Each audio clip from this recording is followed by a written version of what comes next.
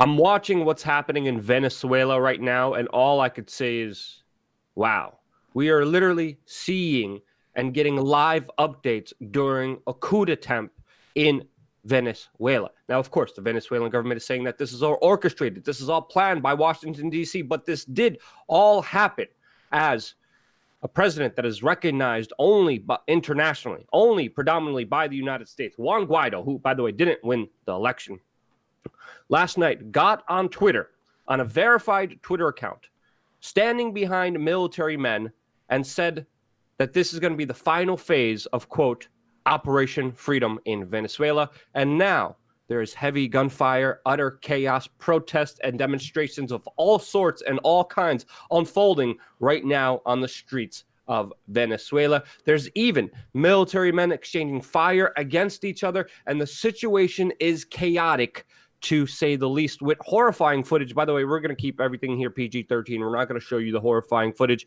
We're going to tell you what's happening on the ground, most importantly. But there is a few soldiers documented here. This is the major thing here, Jason, that I want to talk about. There are a few soldiers here with blue bandanas and blue armbands that are standing behind Guaido, and they're, of course, or they're normal police forces and military forces that are standing behind Maduro. And it looks like these two are openly exchanging gunfire at each other, which is absolutely a huge escalation in, of course, this huge tug of war that is the oil-rich country of Venezuela. You know, watching Guaido in his Twitter address, like 3 minutes long, he keeps talking about within constitutional and peaceful bounds, but then he has private military forces behind him, members of the I hope I pronounce this correctly, Bolivarian military and others. And yes, I've seen the videos. We're not going to play them here, but you can hear the gunfire being exchanged. Now, Luke, we're not going to show this video either, but at the same time, the military, I mean, it doesn't look good for these people, folks. I'm going to let you go watch that yourself, but this is horrific. And what's the most disturbing about this is, you know who's endorsing all of this chaos? We could talk about it being, orchestrated in Washington. I'm sure they have some hand in it. But there is no doubt that people like Pompeo and Bolton are openly talking about it. Here he is right here with those blue band forces, Luke, like you said. And here's our military-industrial complex. Jason, they're not just talking about it. They're promoting it. They're on Twitter right now saying, this is for freedom and democracy. Support Juan Guaido. Support Juan Guaido. Retweeting him. How can Twitter not call this meddling in foreign elections? This is absolutely insane, as we're seeing high members of our U.S. government support someone, literally call for a revolution. Now, Guaido, again, specifically said peace, but then you do see some of the government and police and military forces that defected to him with machine guns, with automatic machine guns. And it's important to note here that according to the Venezuelan government, under the U.S. aid that they caught coming in, they found weapons, and they showed pictures and videos of weapons coming in through supposedly aid trucks. They stopped the aid, and the last kind of major escalation was on the border between Venezuela and Colombia. This is yet another escalation, and I saw this when I first heard about this. The initial thought is like, wow, this is a shot in the dark, because last time they tried to engineer a kind of major action, it kind of backfired on them. It showed protesters against Maduro on the Colombian side throwing Molotov cocktails, but then the U.S. government was saying, no, it's the Venezuelan government that lit these aid trucks on fire. Again, it created a manipulated situation, and we have to understand what we're watching here is very manipulated. And when you're watching scenes unfold in Venezuela, whether it's the violence unfolding, we have to understand that there are many protests. There are pro-Maduro protests and pro-Guaido protests, right? Those protests are clashing, and both protests are armed.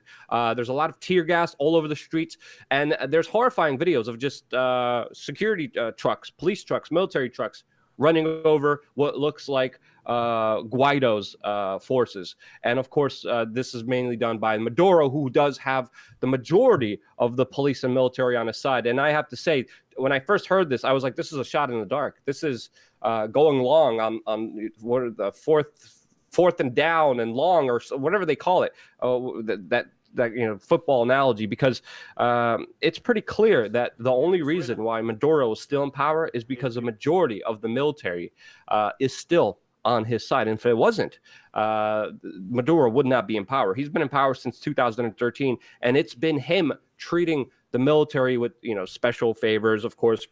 Him, of course, educating the police on the history of U.S. intervention. The United States also lying about the last event that happened at the border. That pretty much keeps the military on his side.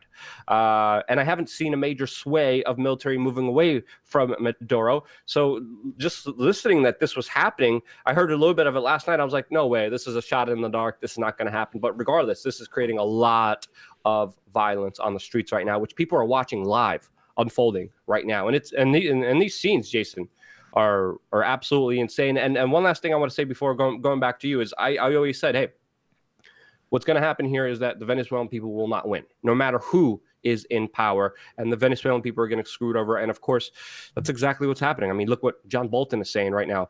Jason, take it from here. Yeah, absolutely. Bolton, Pompeo, Operation Libertad, Operation Freedom, Operation Liberty. Sounds a lot like the bullshiz that they sold us when we were going to war in Iraq, okay? And we've known this is their position. They are and always have been war hawks.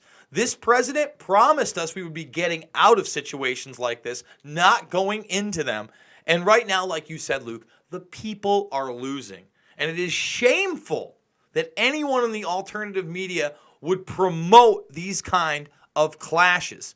And, one of the aspects we were discussing off air, Luke, was the fact for him to pull this off, to have, say, a safe house or an exit plan, in my opinion, he absolutely has to be backed by the U.S. military-industrial complex. He is surrounded by armed guards and military men on camera calling for a coup d'etat. I mean, it's already being called that way. He is a military target at this point. And like you said, Luke, the military is still run in large part by Maduro. Yeah, I mean, it's important. He has a few troops on his side. That's when he made his video. He was surrounded by other troops, and they set up, after making kind of that video, they set up a defensive perimeter. We also have to understand, Guaido left Venezuela when he was ordered by the government not to, went to Colombia to try to deliver the aid trucks. Venezuela says that's a big violation of the law and that they will hold him accountable. Guaido flew back into Venezuela. And the Maduro government made sure not to do anything to him because of the huge threats made by the United States, but also not to make him a martyr. So there's also that in play that people have to understand here, that the Maduro government has been kind of very heavy-handed, but very light-handed on him, which is important to note here around the larger circumstances that are unfolding right now. But man, I mean, the footage that's coming out here, it's just utter chaos. We still don't have it's still unknown if a lot of the gunfire was just done to scare people off, if there's people wounded, if there's people killed. We're still waiting to find everything out, but the scenes are drastic. I mean, that scene with a huge crate of of all the bullets and the machine guns, it does not paint a pretty picture for the already very bleak future of Venezuela, Jason. Yeah, and this is going down right now, and the people are, again, caught in the crossfire. So shame on you if you promoted this. If you promoted the fact that an unelected man, a puppet of the United States, should be able to go in and cause a military coup. You know who did endorse that in every way, shape, and form? Donald Trump back in January when he said that he was the nation's president. Remember when he was sitting down with his wife, Guaido's wife? Oh, they're the president. We just have to recognize this. Who are we to tell another country who should lead them? And now, bodies in the streets are coming, folks. We've already seen it. This is bodies in the streets. This crowd, they don't do so well. And I'm sick to my stomach, Luke. Yeah, well, there's also another figure that came out of house arrest that was a part of the military that came out and supported Guaido. Let's not forget here, Guaido has some support here. He has a lot of people in the streets as well. There's also a lot of people in the streets supporting Maduro. Let's give all the facts here in this case, because a lot of the people in Venezuela are not very comfortable. Now, of course, there's strong-armed chavistas and whole neighborhoods that are doing a lot better than the rest of the country, which needs to be brought up here. But sadly, when I'm seeing people report on this, they either report on the pro-Maduro side and only talk about his talking points, or they report on the pro-Guaido side and only specifically talk about his points. And again, never showing you the full picture here, which I believe is necessary, more necessary than ever, to see the bigger picture, because when these violent photos are unfolding, we need to understand what's really happening here in order to fully address this issue, because this is going to be a major one.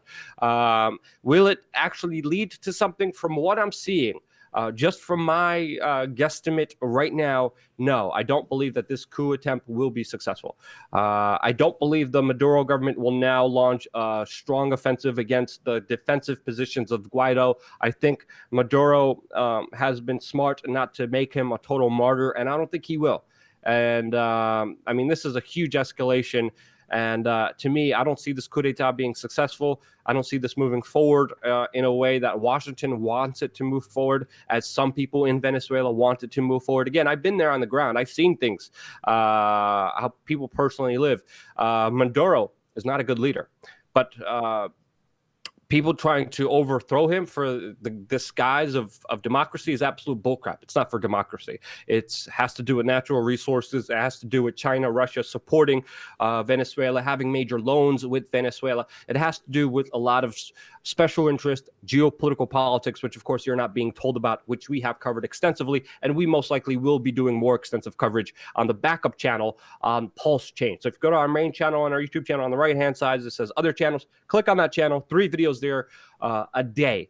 4 videos altogether here on WeAreChange.org, which of course is all made possible because of your donations, because of your support on WeAreChange.org/donate. So once again, thank you everyone for supporting and donating to independent media. I love you guys. Stay tuned for more updates here on WeAreChange.org.